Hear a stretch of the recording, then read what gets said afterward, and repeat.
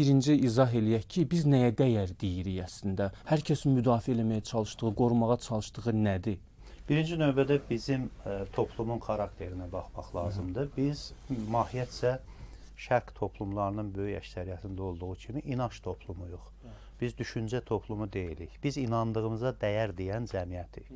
Amma bizim inandığımız hələ dəyərdirmi? Bu sualı birinci cavablandırmalıyıq. Ona görə bu söz mahiyyətcə anlaşılmadan tez-tez cəmiyyətdə sui-istifadə olunur. Məsələn, bir film üzərindən məqsədi haqqında danışanda milli mənəvi dəyərimiz kateqoriyasında göstərilir. Bəli, Amma bəli. cəmiyyətə sual versən ki, sənin milli mənəvi dəyərin məqsədidir, yoxsa 20 yaşında məktəb direktoru olmuş Məryəm xanımdır, yaxud da Əhməd Zavadın xanımı böyük bir istirapların üzərindən qalib çıxmış Şüriyə xanımdır, ya Mirzə Cəlilin xanımı Həmidə xanımdır, məktəb açmış, müəyyən addımlar atmış, maarifçilik işi görmüş. Onda cəmiyyət burada çaşqınlıq içində qalacaqdır. Çünki özünə məxsus olanı daha çox düşüncə üzərindən yox, inanc üzərindən götürdüyünə görə bunu anlamaqda çətinlik çəkir. Dəyərlərə ümumiyyətlə bir mövcud platformadan baxmaq lazımdır. 3 kateqoriyada götürməlisən. Birinci, ölən dəyərlər. İkinci, sənin dəyişən dəyərlərin, bir də yaşayan dəyərlərin.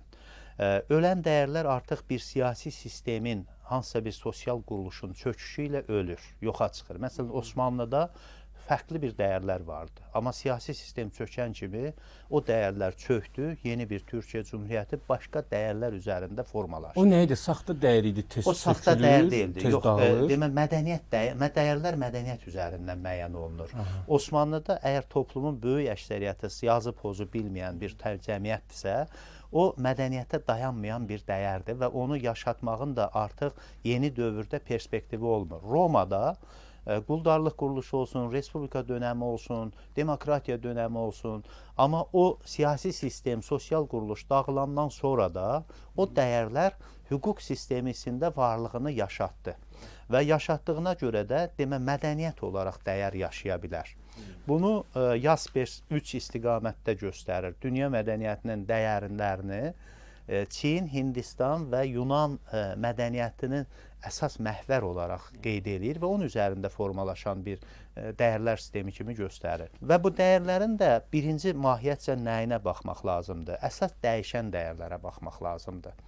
Ölən dəyərlər öldü, getdi. Din dəyərlərin qoruyucusu kimi mühafizəkar mövqedən çıxış eləyir. Yəni, heç nəyi dəyişməmə və bu rituallar qalmalıdır uzun müddət.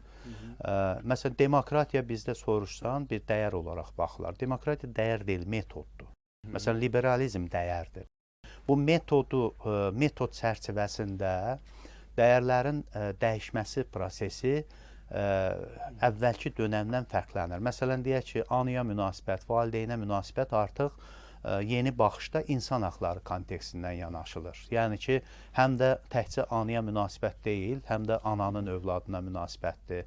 Təkcə kiçiyin böyüyə münasibəti deyil, böyüyün kiçiyə münasibətidir. İnanc toplumlarında kiçiyin böyüyə münasibəti var. Böyüyün artıq kiçiyə münasibəti təftiş olunmur.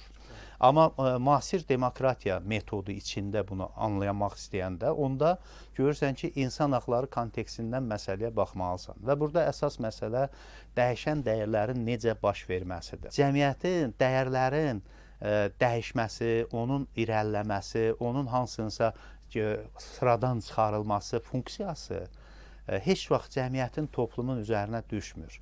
Bu dəyər elitası deyilən bir elitanın üzərinə düşür. Bunlar kimlərdir? Ziyalıdır, deyək ki, hansısa bir şəkildə filosoflardır, hansısa bir şəkildə cəmiyyəti titrətmək istəyən insanlardır. Azərbaycanda bu elita olmasa belə, bu elita qıtlığı var. Məsələn, Mirzə Fətəli Axundov bir dəyər elitasını üzərinə götürmüş bir şəxsiyyətdir. Azərbaycan dilinin, Azərbaycan fəlsəfi mətninin, Azərbaycan bədii mətninin əsasını qoymaqla bir xalqın mənəvi identifikasiyasını yaradıb. Həsən bəy Zərdabi xalqın publisistik mətnini yaratdığına görə bugün bizim mövcud ola biləcək ziyalı generasyonumuzun mənbəyi bu dəyər üzərində formalaşır, onun yaratdığı dəyər üzərində forma. Ona görə də biz dəyişən dəyərlər məsələsi deyəndə onun həmişə metoduna baxmalıyıq. Hansı yolla dəyişir? Bizim xalq olaraq Azərbaycanlılarda birinci növbədə Rus işğalı ilə və Ərəb işğalı, Fars işğalı, nə bilim Monqolların işğalı ilə biz assimilyasiya yolu ilə bir dövr dəyərlərimizi dəyişmişik və müstəqillik qazana qədər assimilyasiya əsas mahiyyət budur ki, sən özün heç nəyi dəyişmək istəmirsən və necə ki, başqa bir ölkə, başqa bir güc gəlib sənin başından vurub, sənin keçmiş dəyərini dəyişir. Məsələn, bizdə deyək ki, şəriət hüququna görə qan intiqamı vardı. Bizdə şəriət hüququna görə qadının bazarda kölə olaraq satılması vardı. Rusiya işğalından sonraki dövrdə yeni bir modern hüquq tətbiq olunanda bu qadağan olundu.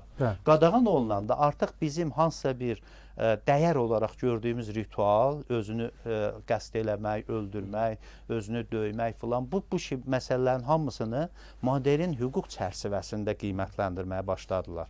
İkinci isə yanaşma, xalqın özünün dediyim dəyər elitası o dərəcədə formalaşır ki, bunlar akulturasiya deyilən bir mərhələyə gəlirlər. Akulturasiya artıq özün könüllü olaraq başqa bir təmasda olduğun mədəniyyətin elementlərini özünə götürüb, özününküləşdirmə prosesinə başlayırsan. Biz özümüz dəyər yaradan mahiyyətdə və keçmişdə olan imkanlarımız məhdud olan bir cəmiyyətik. Biz yəni indi özümüzə gəlmiş, müstəqil dövlət olmuş, müstəqil bir düşünmə istəyində olan, hələ onu da bacarmayan bir vəziyyətdəyik. Ona görə də biz dəyişən dəyərlərə istiqaməti yönətməliyik ki, necə dəyişək ki, bizə faydası olsun. Kim qoruyur dəyərləri Fazil bəy? Yəni xalq yoxsa qanun?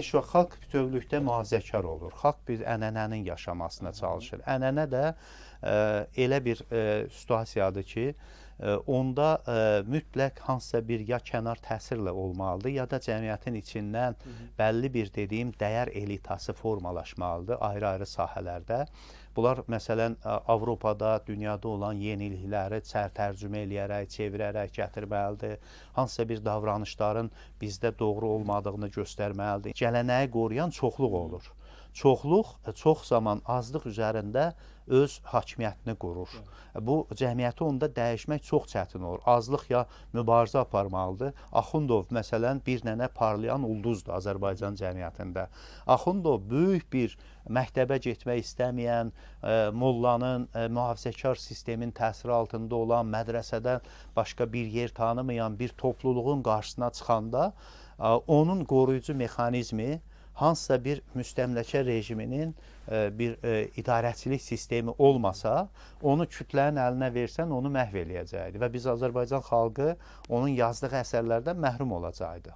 Yaxud da Həsən bəy Zərdabinin əkinçisinə pul ödəməyən xalqımızın böyük əksəriyyəti başqa yerlərə pul ödəyirlər. İndi bu günün özündə də, məsələn, xeyriyyə, müəyyən mənada universitet, təhsil filan pul ödəməyən adamlar daha çox pulu nəyə ödəyirlər? Əyləncəyə, yeyib içməyə filana, buna rahatlıqla ödəyirlər.